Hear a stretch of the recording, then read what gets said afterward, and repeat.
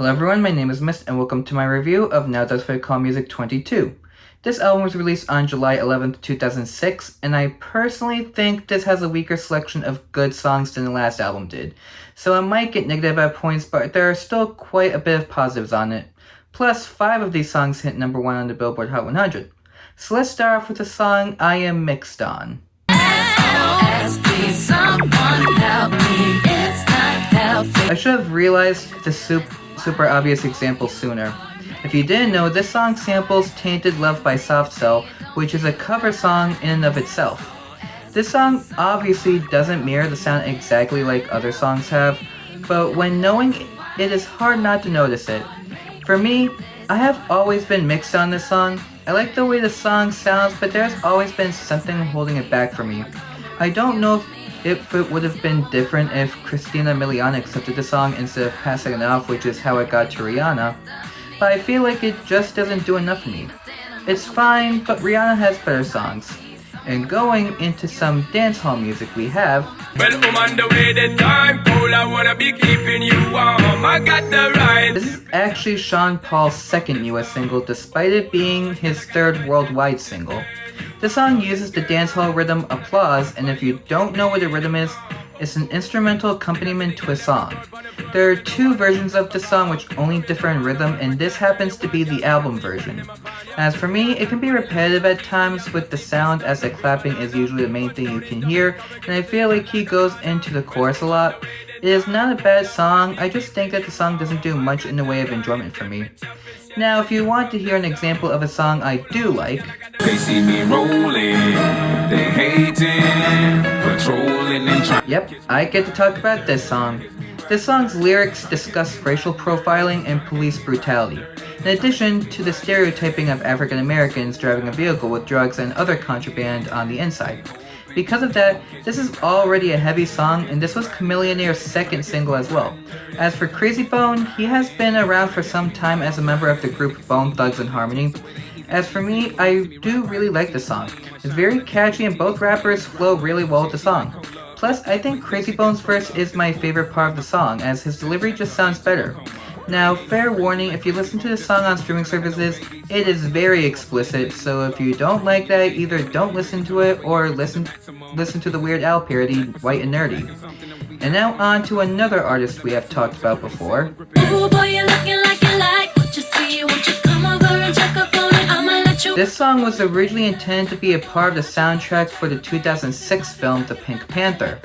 This album also just has Beyonce's name on it, meaning both Slim Thug and Bun B are uncredited. For my opinion on this song, I don't really like it that much. The chorus sounds very repetitive, and I don't really like how the song sounds either. I don't know why this song sounds so bad to me, but there are much better Beyonce songs. And now on to an artist I expressed some distaste for last month. I don't know your name, but excuse me, miss. Oh yeah. Expect to see Chris Brown a lot in these reviews. The lyrics focus on teenage love, and considering he was still in high school at the time, it seems appropriate. However, this just sounds worse than his previous song. I was able to at least tolerate the sound of his previous song. This sound, I can't find anything to like about it. I just can't listen to the song without having the urge to skip it, and I personally hate skipping songs. Overall, this is my least favorite of his so far, and considering what he makes now, I'm not looking forward to other songs from him. At least it isn't uncomfortable to listen to, unlike I found you, Miss New Booty. Get it together and bring it back to me. This song just has Bubba Sparks' name on the album, but this song also features the Yin Yang Twins and Mr. Colorpark. This song also interpolates elements of Wait, the Whisper song by the Yin Yang Twins. This song also got mixed reviews from critics, as many questioned the decision to deliver a cliché hip-hop track, as that was not his usual thing. As for me, I'm just left confused about what I just listened to after it's over. This song is not good. I'm left uncomfortable from the lyrics, and the sound is something I've listened to in many hip-hop tracks. I don't like the song, and I hope that I don't have to cover another song like that. But going into R&B mixing with rap, we have I'm in love with a stripper. She poppin', she rollin'. I think it says something when T-Pain himself admitted they were trying to make a bad song. This was inspired by a night when T-Pain took his friend to a strip club for the first time. Long story short, friend fell in love with the dancer, T-Pin was playing on GarageBand singing that song, and everybody decided to make it a song and give it to the friend as a joke. Then the label came in and listened to some songs that were recorded, and when they heard the joke, they said it was the furthest thing from a joke and decided to put it out the week after. As for my opinion, I don't really like it. The slow melody doesn't do anything for me, and I don't really care for the lyrics either. If you are intrigued by the song, you can listen to it, but it's not for me. And now on to a song with a more interesting sound.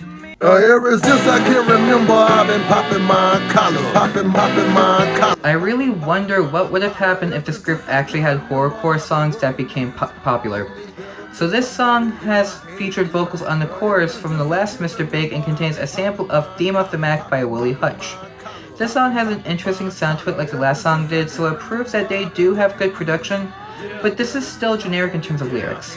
I don't know why some rap songs decide to go down this lane, but it never makes for an interesting song for me, and it makes it so that the only thing I have ever found interesting from this group is production. But now on to an artist that we are going to be seeing a lot from in future reviews. Every time you scream at me, I wanna kiss you. This is the first of many times we'll be talking about Neo. I tend to like a lot of Neo's earlier songs, and I will admit that I am a little more mixed on this song than other songs. Neo's songs in this era tend to have a more pop R&B sound, and while I don't like this song's production that much, it still sounds pretty good. Neo does have better songs, and even though this wasn't his first song, it was still pretty good and a good starting point from him.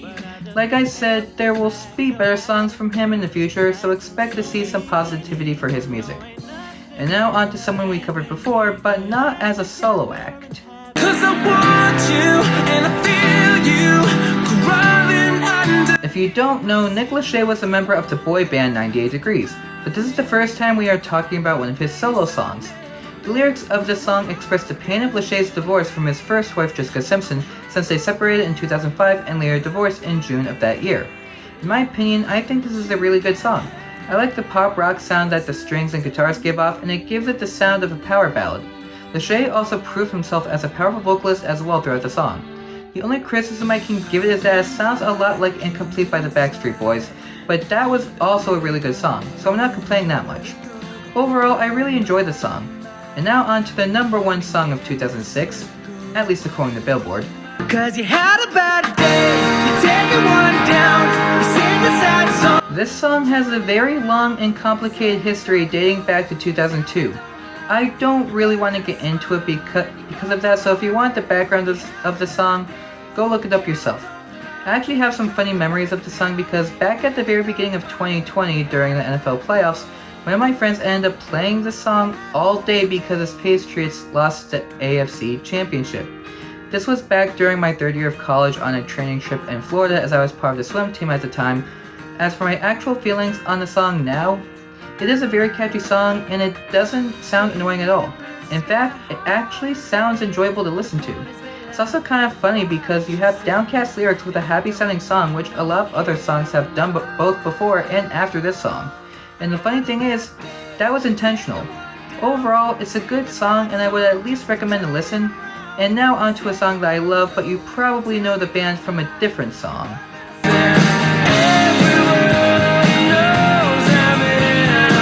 This also ended up being the band's first single in the US. The song is about Isaac Slade's relationship with his brother Caleb, who was nicknamed Cable Car, hence the name of the song. This song was also used in the 2005 film Stealth, and since I don't watch sci-fi movies, I can't tell you a thing about the movie. But as for the song, it is one of the best songs I've listened to throughout the whole series. It starts off soft at first, but as the song goes on, it gets louder and more bombastic, and the pop rock sound works really well with this. There are some comparisons to the 2016 song Closer by the Chainsmokers, with the songwriters of this song being credited for Closer as well. Overall, I really do love this song, and if you listen to it, know that there's a reason why this is my favorite song from the Fray. And now on to an artist who will only see one more time after this review.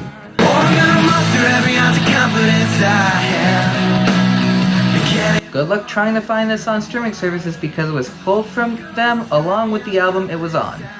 This song is about being in love with someone who is unaware of one's existence and finding the confidence to overcome that obstacle. This was also the theme song for the TV show Love Monkey, and the song still became a hit despite the show's cancellation. In my opinion, I am pretty mixed on the song. It just sounds too mellow for me to really enjoy it. I know that a lot of pop rock was like this, but in this case, I really wanted more. Now on to an artist we are pretty familiar with at this point. I'm looking for attention, not another question. Should just This is gonna hurt to talk about. This song focuses on a relationship that is not working out. In the song, Clarkson wants a lover who will support her, not disappear when she needs him the most. This was released as the final single on her album Breakaway, and quite honestly, I don't like it. Just like the last song, it is very underwhelming to me, and considering the last two songs we listened to from her, it feels a bit disappointing. This song has people that will love it, but unfortunately, I am not one of them. And now on to a song I did not expect to see when I first got this album. but I said no. This was KT Tunstall's first single in the US. If I talked about every single meaning the song had, it would take a lot of time, so I'll skip it. My feelings on the song are the same as the last two, but the difference is this is mostly folk and folk rock, so the sound makes a bit more sense. However, that doesn't change my feelings on the song. To me, there are quite a bit of folk songs that I can't get into, and this happens to be one of them. I think that folk isn't a genre I can get into, and unfortunately, this is the reason why. And now, heading on to more obvious rock songs, we have She is the prostitute, I'm in the marching band. She is a cheat. This was Saving Jane's first single despite it being from their second album. This song's lyrics are not too hard to figure out, so the song should be self-explanatory, but it's also a theme we've heard in music time and time again. This song has the most rock sound out of all the pop rock songs on this album, but it doesn't help the song feel like something that we've heard many times. It just feels unoriginal to me, and because of that, I can't feel positive about it. And if you thought Nick Lachey was the only boy band member to have a solo song on this album, you thought wrong.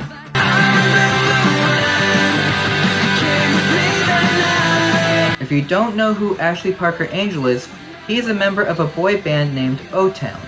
As for this song, I knew it was a pop-punk song the moment I saw the cover art of his album. It is a good song, but then I saw that one of the producers was Dr. Luke, and anyone who knows of what he did knows why that is a blight on the song. This is a good song, but I also feel like it's a little formulaic as songs like this go, as I have heard familiar things before. Overall, it's good, but not interesting enough for me. And now on to a band that I particularly don't like listening to.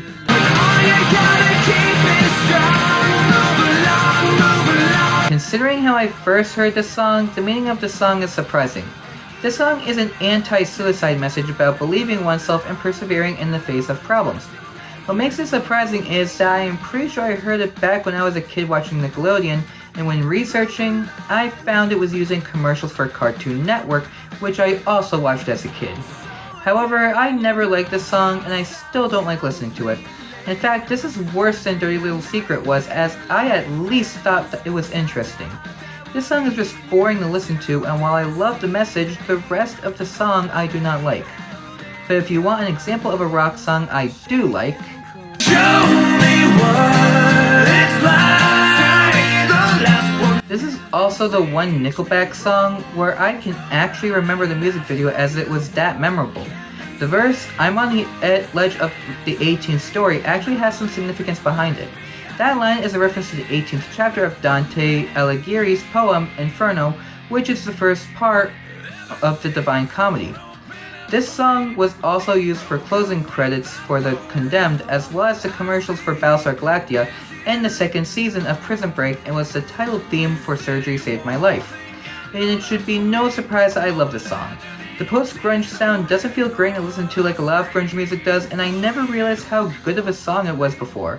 This is probably their best song since How You Remind Me, and if you haven't listened to it, please do so. And now onto this volume's country song, which is I've never been the kind to ever let It's funny how we go from a bombastic post-grunge song to a slow country pop ballad. This song I think has some nice moments, but I like some of his other songs more. This comes off as an uninteresting song to me, even though I think it sounds nice to listen to. I really don't have that much to say about it, and that's usually a sign that I have no interest in talking about it. Overall, I would recommend other Keith Urban songs to listen to if you are interested, and before anyone asks, I am pretty sure I put You'll Think of Me in the favorite song section in the Now 20 review, so my uninterest does not come from this being a ballad. And as for this review, when this album had good songs on it, they were songs I would consider great, so my favorites are immediately obvious. And as for my favorite song out of all the great songs we had, I'm going with Ridin by Chamillionaire and Krayzie as not only is it fun to listen to, it is memorable for a reason. Other songs I like will be in the description below, and next time, it's back to the holiday season even though it is beginning of summer. Until then, my name is Mist, and I will see you all next time. Take care.